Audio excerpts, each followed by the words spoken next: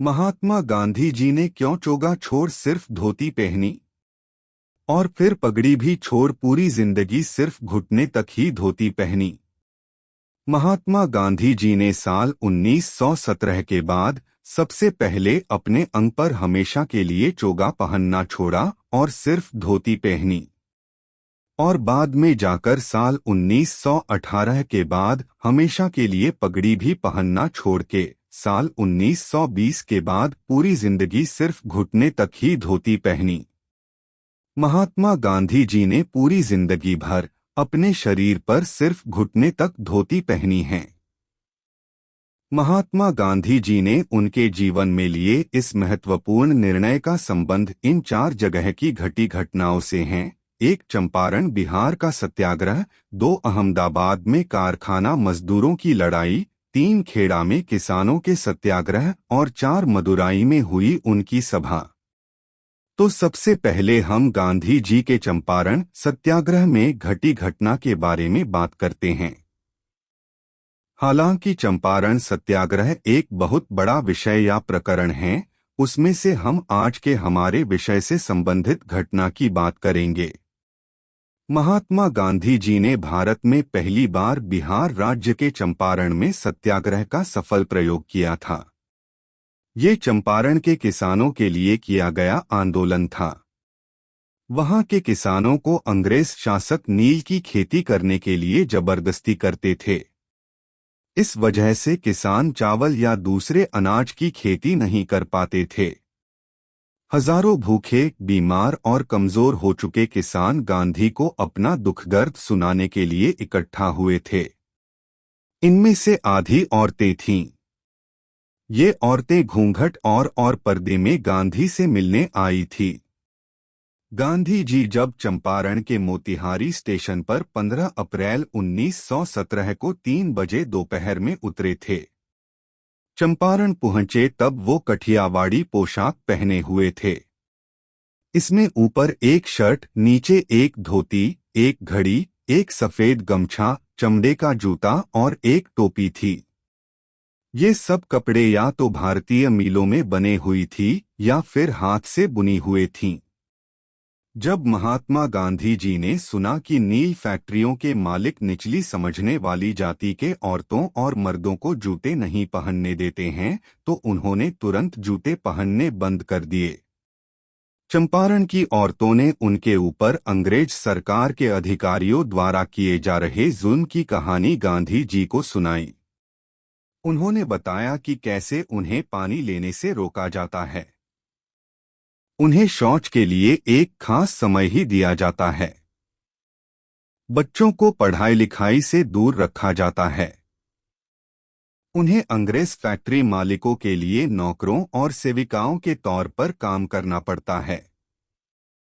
उन लोगों ने गांधी जी को बताया कि इसके बदले उन्हें एक जोड़ी कपड़ा दिया जाता है और उनमें से कुछ को अंग्रेजों के लिए दिनरात यौन दासी के रूप में उपलब्ध रहना पड़ता है। गांधी जी ने 16 और 18 अप्रैल 1917 के बीच 4 खत लिखे। 2 उन्होंने अंग्रेज अधिकारियों को लिखे जिसमें उन्होंने ब्रिटिश आदेश को नहीं मानने की मंशा जाहिर की थी। ब्रिटिश अधिकारियों ने उन्हें चंपारण छोड़ने का आदेश दिया था। इनमें से 2 खत उन्होंने अपने दोस्त को लिखे थे जिसमें उन्होंने चंपारण के किसानों की दयनीय हालत के बारे में लिखा था और मदद मांगी थी। उन्होंने खास तौर पर महिलाओं की जरूरत पर बल दिया था जो स्कूल, आश्रम चलाने में मदद कर सकें। इसके अलावा बयानों और कोर्ट की गिरफ्तारियों के रिकॉर्ड संभाल कर रख सकें।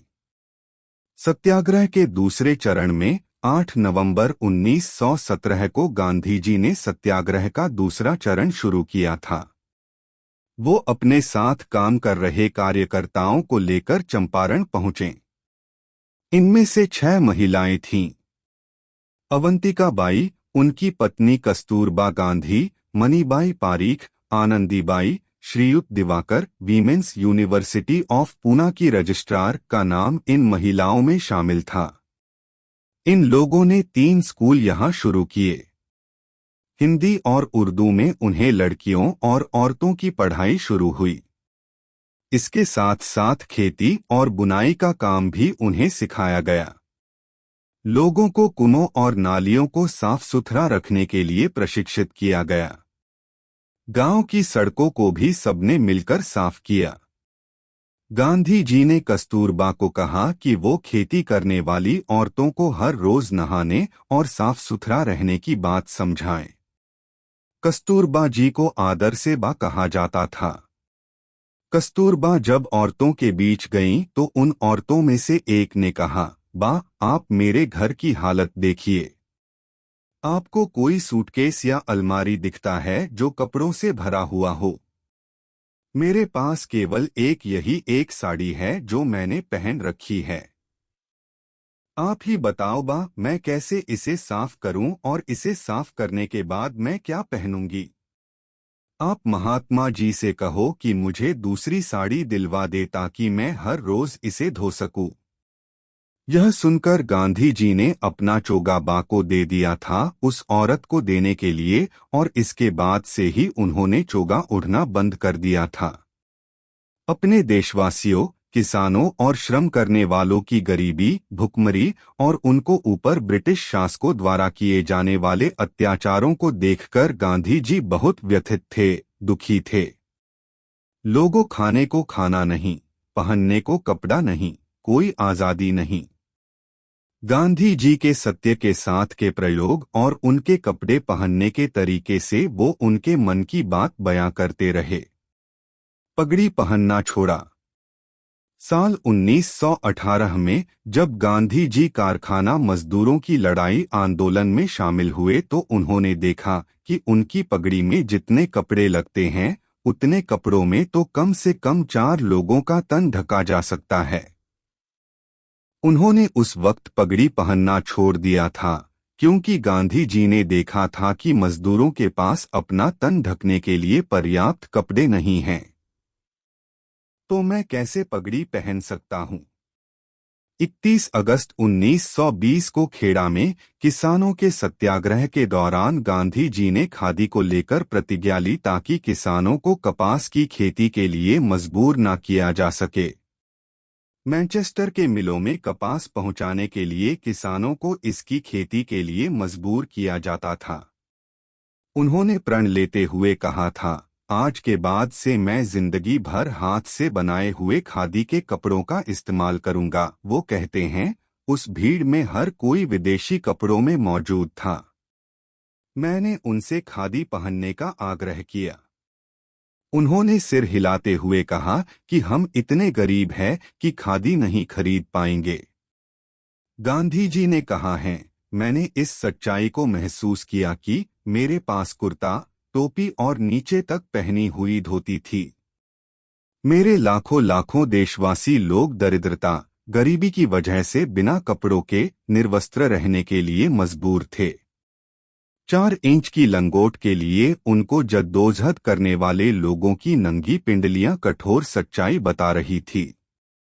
मैं मेरे लोगों को क्या समझा सकूंगा जब तक कि मैं खुद उनकी पंक्ति में आकर नहीं खड़ा हो सकता हूं। तो मदुरई में हुई गांधी जी की सभा के बाद अगली सुबह से गांधी जी नीचे तक धोती पहनना छोड़ दिया और सिर्फ घुटनों तक धोती पहनना शुरू किया। तब जाके मैंने खुद को अपने लोगों के साथ खड़ा किया।